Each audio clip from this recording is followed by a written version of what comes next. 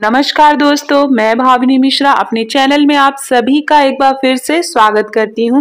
आप सभी को बसंत पंचमी की बहुत बहुत शुभकामनाएं। इस वीडियो में मैं आपसे शेयर करने जा रही हूं कि बसंत पंचमी के दिन हम किस तरह से पूजा करेंगे, माँ सरस्वती की पूजा कैसे करेंगे घर पे बहुत ही सरल तरीके से। तो पूजन सामग्री आपको दिख रही होगी और बच्चों को पूजा में जरूर शामिल करें। जब भी आप पूजा करें बच्चों को जरूर शामिल करें। आइए बात करते हैं कि क्या क्या पूजा सामग्री की जरूरत पड़ेगी। तो सरस्वती माँ की अगर फोटो हो या मूर्ति हो वो ले सकते हैं। कुमकुम, अक्षत, धूपबत्ती, फूल, माला, वस्त्र पहनाने के लिए, नैवेद्य आप भोग में जो भी बना सकते हैं चढ़ा सकते हैं। फल फूल, बेर अगर मिल पाए तो, बेर बहुत ही शुभ माना जाता है बसंत पंचमी की पूजा में, तो बेर अगर मिल पाए तो। और इस तरह से जो भी ऋतु फल हैं वो हम लेंगे। बच्चों की किताब कॉपी पूजा में जरूर शामिल करिए और बच्चों को भी पूजा में शामिल करिए। तो ये थी बहुत ही सरल तरीके से कम सामान में हम पूजा कैसे कर सकते हैं घर पर। तो एक चौकी ले लेंगे, उस चौकी पर आप पीले रंग का वस्त्र बिछा लेंगे इस तरह से। उसके बाद गंगा जल से छिड़काव करेंगे, आचमनी करेंगे, माँ सरस्वती की मूर्ति स्थापित करेंगे। मूर्ति अगर आपके पास ना हो तो माँ सरस्वती की आप फोटो भी रख सकते हैं। फिर गंगा जल चढ़ाएंगे। सबसे पहले भगवान गणेश जी को याद करते हुए पूजा शुरू करेंगे। उसके बाद बगल में कलश स्थापना के लिए चावल से अष्टदल कमल बनाएंगे और उसके ऊपर कलश रखेंगे। कलश में जल भरेंगे, उसमें फूल, माला, अक्षत डालेंगे। अक्षत, फूल और जल है, कुमकुम डालेंगे थोड़ा सा। उसके ऊपर कटोरी रखेंगे, उसमें चावल भर के रखेंगे। उसके बाद जो है वस्त्र पहनाएंगे। देखिए, सबसे पहले पूजा में वस्त्र पहनाया जाता है, तो आप पूजा में कुमकुम लगाने से पहले वस्त्र पहनाइए।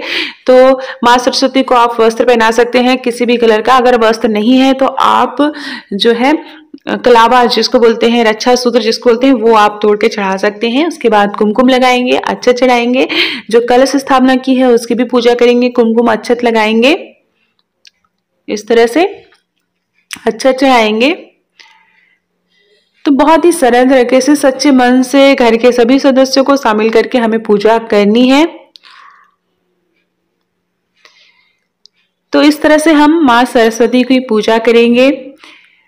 माँ सरस्वती को विद्या का रूप माना जाता है, तो बच्चों को पूजा में जरूर शामिल करें, मैं बार बार कह रही हूं।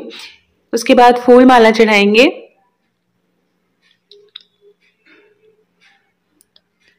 कलश पे फूल चढ़ाएंगे। तो इस तरह से पूजा करनी है। बसंत पंचमी के दिन अगर आप पीले रंग का वस्त्र पहने तो बहुत अच्छा और बहुत ही शुभ माना जाता है। पीले रंग की चीजें चढ़ाई जाती हैं, पीले रंग के लड्डू आप चढ़ा सकते हैं। तो जो भी पीले रंग का विशेष महत्व है बसंत पंचमी के दिन, वसंत जिसको बोलते हैं, वसंत ऋतु का प्रारंभ होता है। धूप बत्ती जलाएंगे, धूप दीपक, घी का दीपक जला के रखेंगे इस तरह से। उसके बाद नैवेद्य चढ़ाएंगे। नैवेद्य में आपने जो भी चीजें बना सकते हैं आप अपने हाथों से, या फल फूल जो भी आप चढ़ाना चाहें, तो वो सारी चीजें पूजा में शामिल करेंगे। इस तरह से नैवेद्य चढ़ाएंगे। बसंत पंचमी को बहुत ही शुभ माना जाता है और इस दिन माँ सरस्वती की पूजा करने से विद्या का लाभ होता है, जिसको बोलते हैं माँ सरस्वती की कृपा हमेशा आपके ऊपर बनी रहेगी। पूजा के बाद टीका बच्चों को जरूर लगाएं। फल फूल चढ़ा देंगे इस तरह से।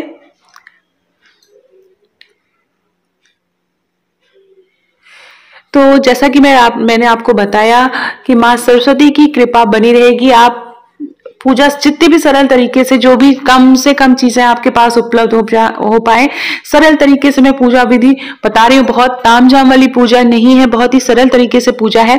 बच्चों की बुक आप शामिल करेंगे। जैसे हम ज्यादातर उन किताबों को शामिल करते हैं जिसमें बच्चों को थोड़ा सा टफ लगता है, कठिन लगते हैं जो पेपर, वो बच्चों के शामिल करेंगे। घर में जितने भी बच्चे उनकी सारी बुक्स शामिल करेंगे और विद्या की भी पूजा करेंगे। तो वहां पे भी कुमकुम लगाएंगे, अक्षत चढ़ाएंगे, जल चढ़ाएंगे। उसके बाद माँ सरस्वती के आपको भजन कीर्तन आते हैं तो वो आप कर सकते हैं। उसके बाद माँ सरस्वती की जो है आरती करेंगे। तो माँ सरस्वती की आरती करनी है इस तरह से, धूप बत्ती जलाएंगे, माँ सरस्वती की आरती करेंगे।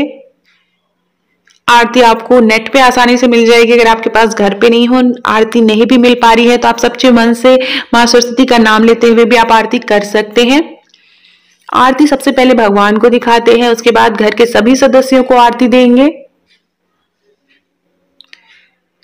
तो इस तरह से हम माँ सरस्वती की पूजा करेंगे। जो भी भोग चढ़ाए हैं उन भोग को हम आचमनी करेंगे, इस तरह से गंगा जल से भोग लगाएंगे। और उसके बाद सबसे अंत में हम क्षमा प्रार्थना करेंगे, हाथ में फूल लेंगे और क्षमा प्रार्थना करेंगे कि पूजा में कोई भी भूल चूक हुई हो तो माँ हमें माफ करिएगा। उसके बाद टीका लगाएंगे बच्चों को, और बच्चों को भी आशीर्वाद लेने के लिए माँ से कहेंगे। तो इस तरह से सरल तरीके से हम पूजा करते हैं माँ सरस्वती की। आशा करती हूँ वीडियो पसंद आया होगा। मेरे चैनल को प्लीज सब्सक्राइब करिएगा। बहुत बहुत धन्यवाद ये वीडियो देखने के लिए।